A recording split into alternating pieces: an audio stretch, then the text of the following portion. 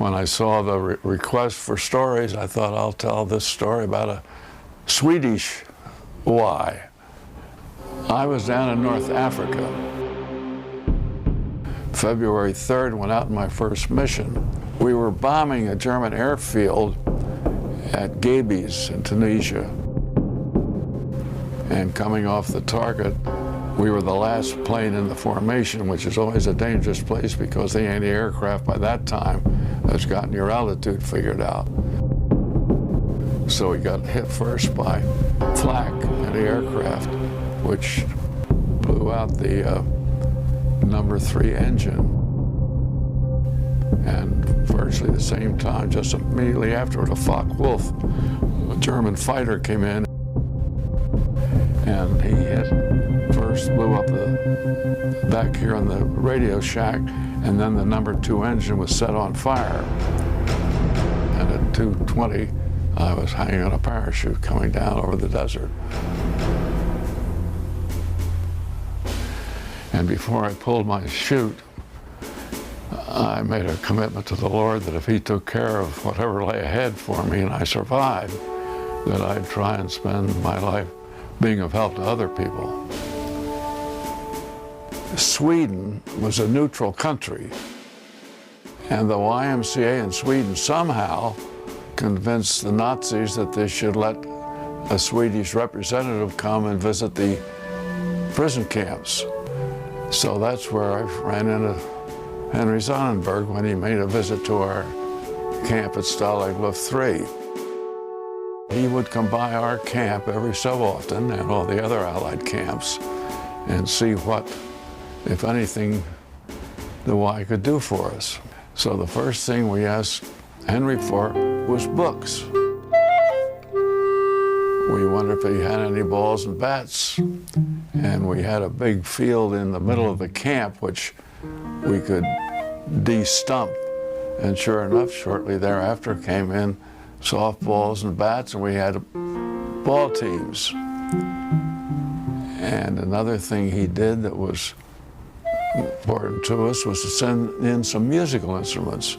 We had a number of fellows who were really good musicians, and we ended up with a couple of real good jazz bands. So Henry Sonnenberg did an awful lot to preserve our sanity, really. The Red Cross took pretty good care of sending us additional food and clothing to supplement the measly bit we got from the Germans. And the Red Cross got a lot of favorable publicity about this. But I think what the Y did was equally important in terms of our welfare and got virtually no attention from the media.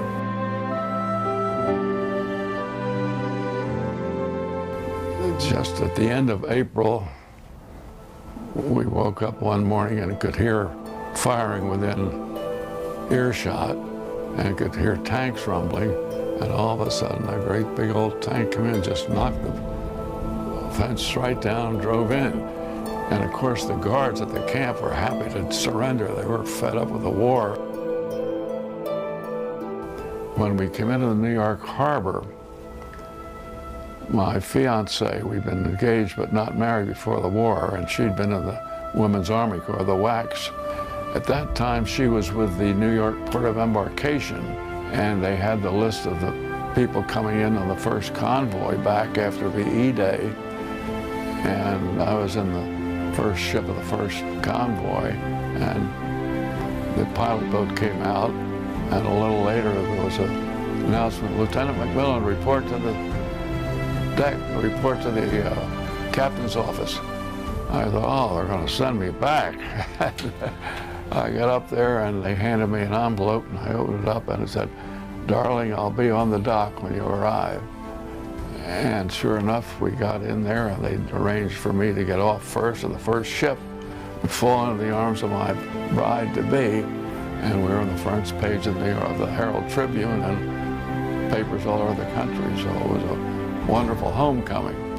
And it only took us 9 days to find a chapel to get married at Valley Forge.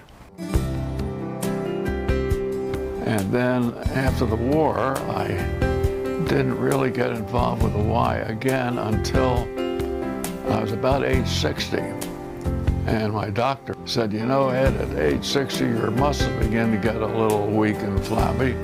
You might think about doing some work at the Y on weights and so forth.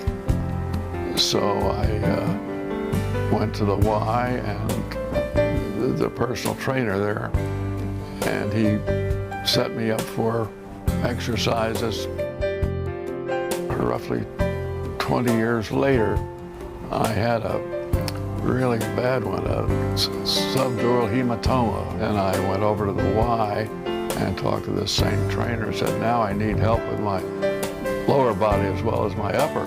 And he set up a routine of exercises, and another couple of months I threw the cane away. Well, the Y has, I think, affected me both mentally and physically. Mentally part during my 27 months as a POW, and physically, which I've mentioned in years from 60 on. Well, I felt primarily because of the work the Swedish Y did that I owed the YMCA something, and that led me to make a gift to them last year. Well, I think the wonderful thing the Y does for both youngsters and for teenagers is provide a healthy environment for them to spend some time. And the summer camps for the younger ones are a great experience for them, which they wouldn't have without some people supporting them. So I've had a long and favorable experience with what the YMCA can do for you. All in all, it's been a very happy experience.